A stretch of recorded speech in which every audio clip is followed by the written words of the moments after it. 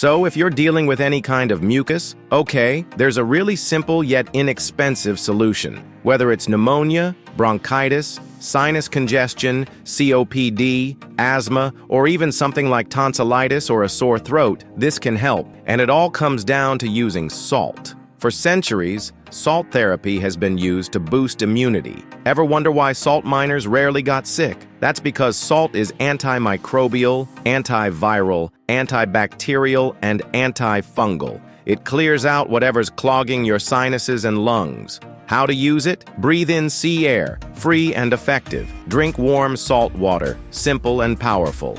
Gargle with salt water. Goodbye, throat mucus. Try a neti pot or nebulizer. Deep cleansing for your sinuses. Go for halotherapy. Breathe in ultrafine salt for max benefits. Why not antibiotics? Most respiratory infections are viral, meaning antibiotics won't help.